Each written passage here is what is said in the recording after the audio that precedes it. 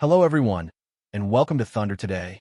This is our very first episode, and I can't think of a better way to kick things off than with a full-on two-wheel edition.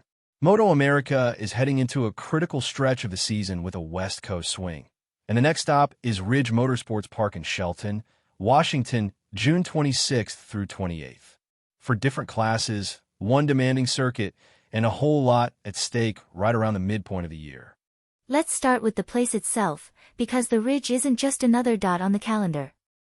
It's a 2.47-mile road course that runs counterclockwise, and it has a personality all its own. This isn't a track where you can hide behind draft passes down endless straights. Instead, it's technical, it's rhythmic, and it punishes even tiny mistakes. Handling and courage matter here, especially through that infamous Ridge complex, including the dramatic drop that riders call the waterfall. If you're even slightly offline, this track will expose it. That layout changes the conversation across the paddock, and you feel it most in the middleweight and feature class battles. With fewer pure top-speed moments and more corner-to-corner precision, momentum becomes the currency. Riders have to carry roll speed, manage tires, and link together the turns like a choreographed routine. It's more like an athletic endurance test than a drag race with corners. In Supersport, the storyline coming in is hard to ignore. Darryn has been on a tear, and after a huge double victory at Road America, the South African has put real daylight between himself and the rest of the field in the points. He and the Celtic/Economy Lube Plus Tires/Warhorse crew have been sharp, and that Ducati Panigale V2 has looked like a weapon. But Ridge is the kind of place that invites a response, and Josh Herrin is exactly the rider who could deliver one. The former champion is coming in motivated, especially after a painful final lap mistake last round that cost him dearly. Now he rolls in on the Rahal Ducati Moto effort with Desnuda Organic Tequila backing, and you can almost feel the urgency. Stop Binder's run and do it now. And it's not just a two-rider show. Kayla Yakov has already flashed serious one-lap speed this season, and multiple pole positions prove it's real. The next step is turning that pace into a win, and if she can stitch together a clean, relentless race at a track like the Ridge, that first Supersport victory could be right there. Then you've got the riders looking to break up what can start to feel like a Ducati party. Tyler Scott on the M4 Exter Suzuki G6. Our 750 has the kind of package that can thrive in technical sections, especially when the racing becomes about precision and drive rather than pure horsepower. And keep an eye on Blake Davis with Strack Racing Yamaha as he tries to make the most of the YZF R9 platform. The Ridge is exactly the sort of circuit where a confident chassis and stable corner speed can translate into podium-level results. Next up, let's talk about the Talent Cup, because this is where you can get a glimpse of the future before everyone else does. It's a grid packed with young racers on equal equipment, which means there's no hiding. When everyone has the same tools, the differences come from bravery, technique, and decision-making under pressure. On a momentum track like Ridge, that becomes even more intense, because one small error can turn into a huge loss over a whole lap. Right now, Kensei Matsudaira from Team Roberts is tied at the top of the standings with Nathan Gauker from Quarterlay Racing. Gauker is coming in hot after sweeping the most recent Talent Cup round at Barber, and he'll be trying to turn that momentum into a solo points lead. Meanwhile, Jake Page with Team Hammer has been showing he belongs at the front, and at a track this technical, racecraft matters just as much as raw speed. Talent Cup at Ridge feels like it's setting up for one of those multi-rider fights where the championship picture can change in a heartbeat. And if you want something loud, physical, and slightly chaotic in the best way, the Mission Super Hooligan National Championship is ready to deliver. These are big twin machines, triple-cylinder naked bikes, high-powered street fighters, bikes that look like they belong on aggressive backroad ride, not being hurled through a road course with wide bars and brute torque. Ridge asks them to do exactly that, and it becomes a test of control and survival as much as speed. Gus Rodeo comes into Washington leading the class after a commanding double win at Barber on the Ducati Street Fighter V2. But the pressure is immediate. The defending champion James Rispoli is right there, only a handful of points back, wrestling that Harley-Davidson Pan America for everything it's got. And Josh Herrin shows up again in the storyline here too, building speed on the electric Orange Cat Racing Light Fighter. That's a fascinating contrast at a track where throttle control and exit drive matters so much. There are more names in the hunt as well. Robertino Pietri keeps progressing on the Yamaha XSR 900. Bryce Cornbow and local favorite Andy DiBrino are finding more and more pace on their Yamaha MT-09 SP machines. And Arch Racing continues developing its custom V-Twin 2S, our program with a seriously accomplished pairing in Corey Alexander and Jeremy McWilliams. In a class this unpredictable, the Ridge can reward the rider who simply keeps it clean and consistent while others get rattled. Now, one of the most unique and genuinely inspiring parts of the weekend is the Royal Enfield Build.Train.Race program. The concept is simple and brilliant. Women racers prepare and race motorcycles they've worked on themselves, and then they go out and settle it on track. By the midpoint of the season, the title fight has tightened up, and Ridge is going to demand smooth inputs and smart momentum riding on those Continental GT 650 twins. Jasmine Noel arrives with the points lead and the confidence that comes with it, so naturally she becomes the target. Toddy Pays is right in the mix with a tactical approach that keeps her dangerous every weekend.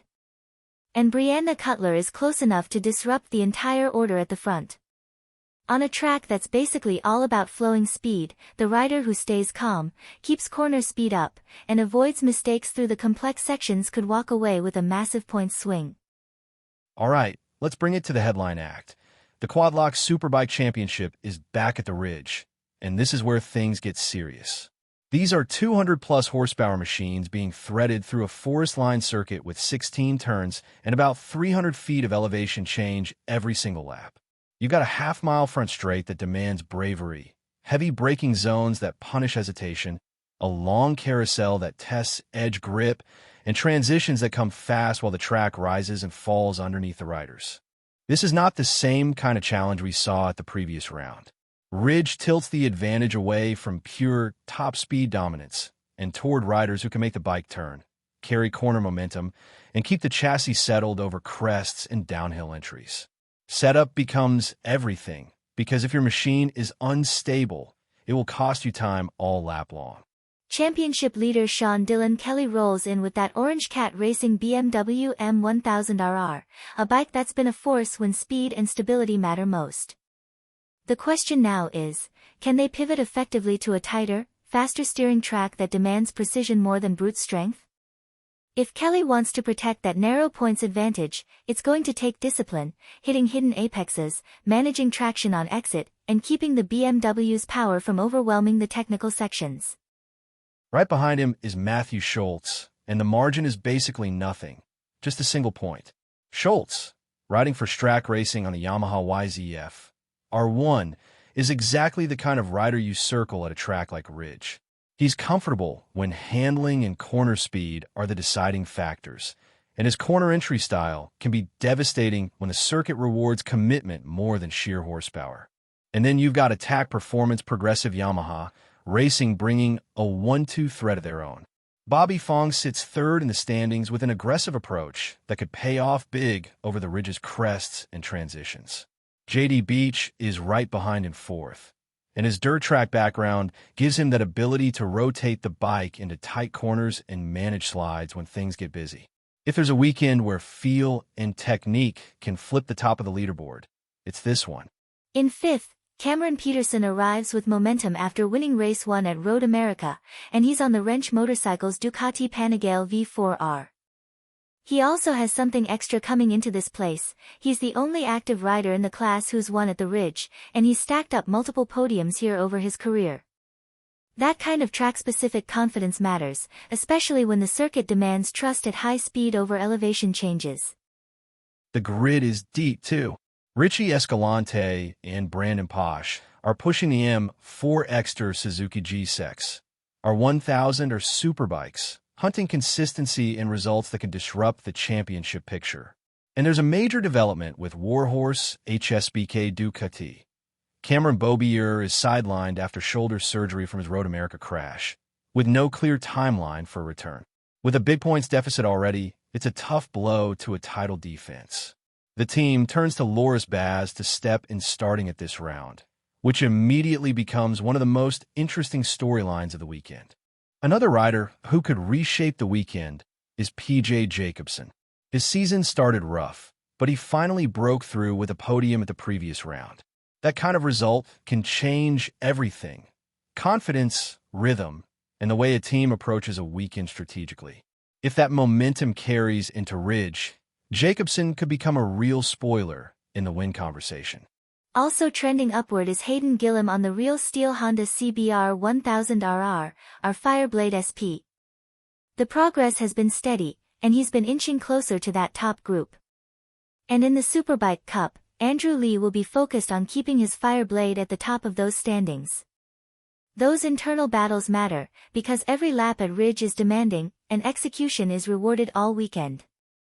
MotoAmerica is also continuing its season-long celebration of 50 years of Superbike racing. And for this round, they're bringing in a true legend as Grand Marshal, three-time AMA Superbike champion Doug Chandler. If you know American motorcycle racing history, you know the name. Chandler, widely remembered for that iconic green number 10 Muzzy Kawasaki era, captured his titles in 1990, 1996, and 1997. He's also one of only a few riders ever to complete the AMA Grand Slam, winning across multiple disciplines, and he even represented the U.S. at the very top level in 500 cubic centimeters Grand Prix racing. It's a fitting way to frame a weekend that's all about precision, versatility, and courage. Before we wrap up, one quick note for the flat track fans, because Progressive American Flat Track has news as well. Tickets are now on sale for 2 big rounds during the 86th Sturgis Motorcycle Rally at the Jack Pine Gypsies Motorcycle Club in Sturgis, South Dakota. The Super TT is set for Saturday, August 8, 2026, and the short track follows on Monday, August 10, 2026.